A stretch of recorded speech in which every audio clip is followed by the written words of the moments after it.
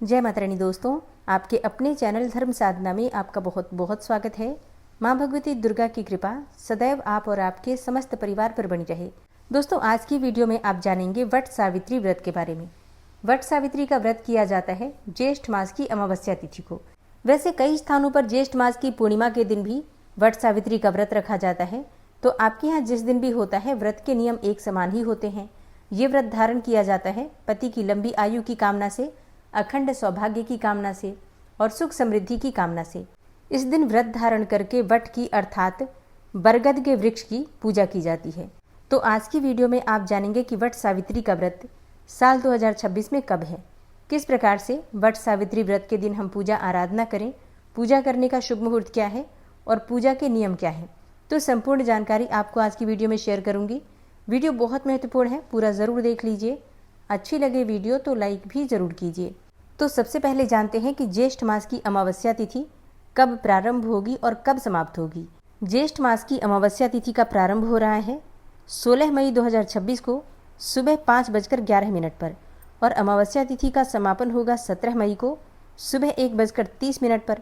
तो सूर्योदय कालीन तिथि के अनुसार 16 मई 2026 को शनिवार के दिन वट सावित्री का व्रत रखा जाएगा और ज्येष्ठ मास की अमावस्या तिथि पर शनि जयंती मनाई जाती है। तो भगवान शनिदेव का जन्मोत्सव भी 16 मई 2026 शनिवार को ही मनाया जाएगा।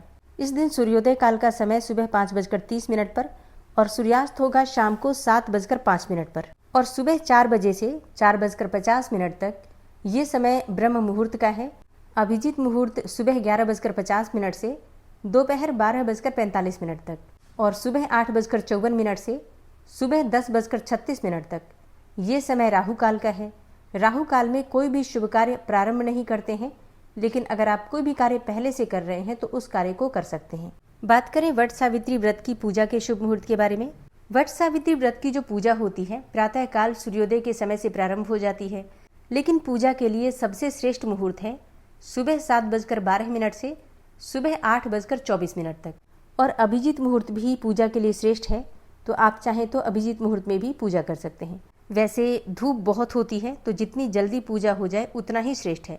वट सावित्री के व्रत में किन किन वस्तुओं की आवश्यकता होती है, तो देखिए वट सावित्री व्रत में कुछ जो विशेष वस्तुएं होती हैं, जैसे कि कलावा या फिर कच्चा सूत जो कि वट वृक्ष की परिक्रमा के लिए चाहिए, बांस का पंखा जो हम वट वृक्ष को हवा करते हैं, रक्षा सूत्र चाहिए, पान के पत्ते, श्रृंगार की सामग्री, काले चने भिगोए हुए, नारियल चाहिए, बताशा, फल, मिठाई या फिर गुलगुले इत्यादि बनाकर भी आप लेकर जा सकते हैं। इसके अलावा धूप, दीप, अक्षत पुष्प इत्यादि ये सभी चीजें जैसे कि पूजा में आवश्यक होती हैं। वट सावित्री व्रत की कथा की पुस्तक आपको चाहिए या फिर आप चाहें तो मोबाइल से भी कथा सुन सकते हैं। एक बांस की टोकरी आप ले सकते हैं, चाहे फिर पूजा की थाली ले लीजिए और सभी सामग्री आपको उसी में रखना है। 1.25 मीटर लाल या फिर पीले रंग का कपड़ा चाहिए, मतलब जितना भी हो आपके पास उपलब्ध। थोड़ा सा कपड़ा चाहिए हमें अर्पित करने के लिए।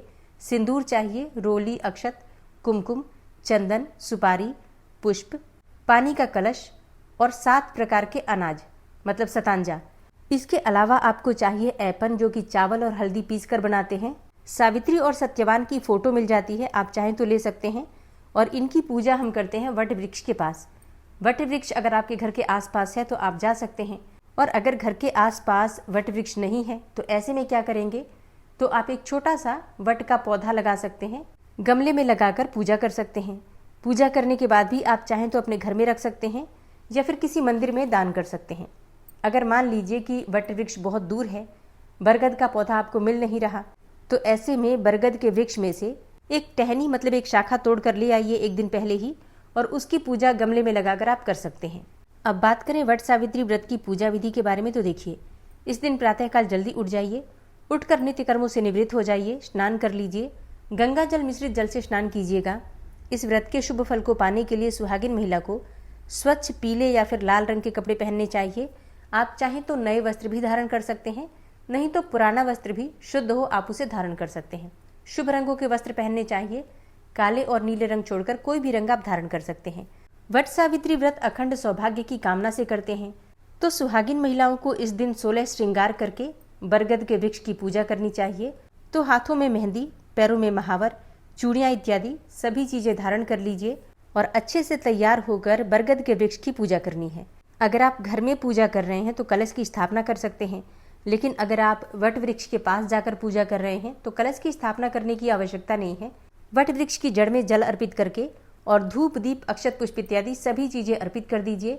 सभी चीजें वट वृक्ष की जड़ में ही अर्पित करते हैं। विशेष रूप से बरगद के पत्ते पर सभी चीजें अर्पित की जाती हैं।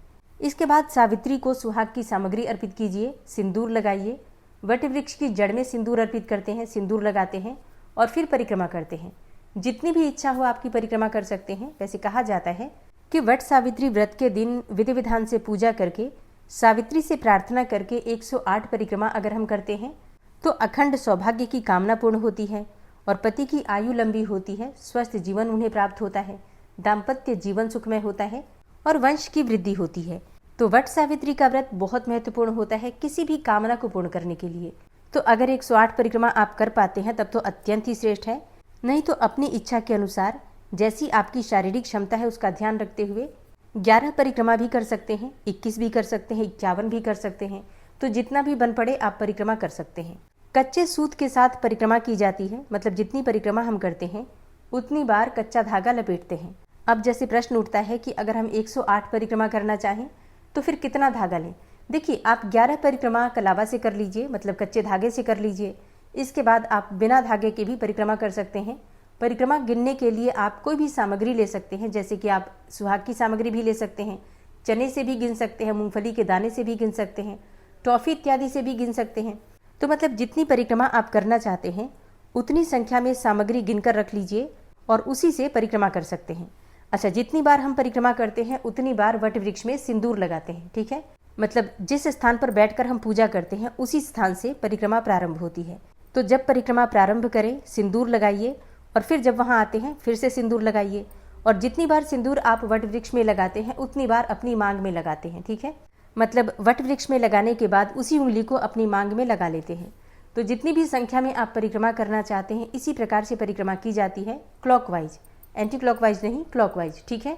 एक और चीज का ध्यान रखना है, जब हम परिक्रमा करते हैं तो धागे को तोड़ते नहीं हैं।